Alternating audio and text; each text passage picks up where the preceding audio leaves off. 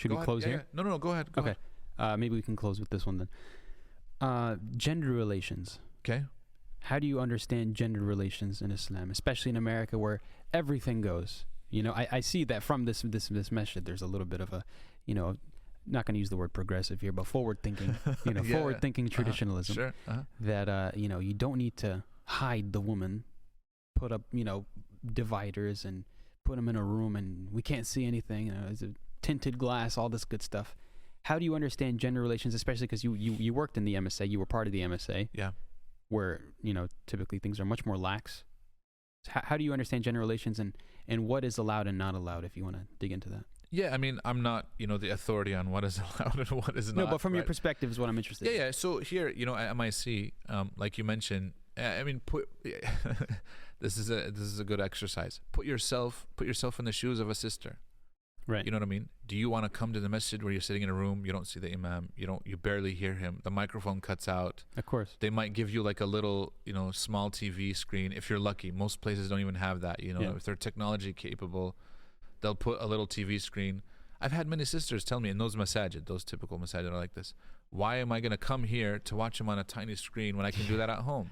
And then at home, I don't have to wear hijab, you know, I'm comfortable, etc., etc. You know what I mean? I'm not secluded. And a lot of times the room is dark, dingy, you know what I mean? It needs care, it needs maintenance. Why am I going to do that? I wouldn't do that. If I was a sister, I'd be the first one not to go to the masjid. And it seems as if we're kind of sending that message, we don't want you here.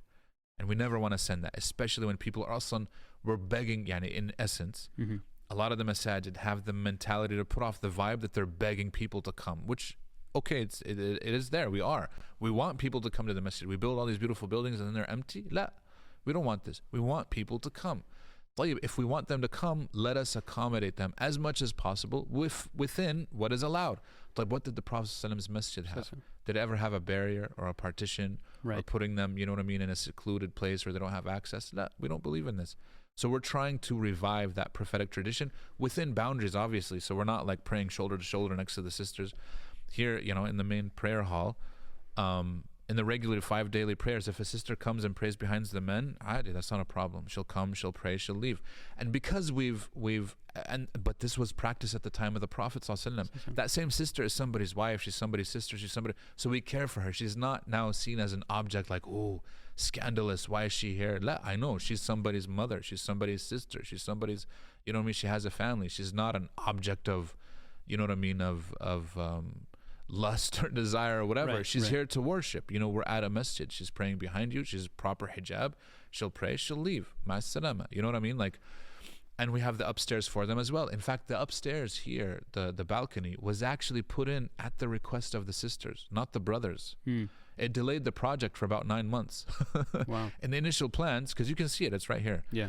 In the initial plans, we didn't actually have an upstairs. Sisters came and they said, look, on Friday especially, the sisters are going to be pushed way to the back, and so they wanted a way so that they can still be towards the front but upstairs. And we said, okay, that's fine. Yeah, that's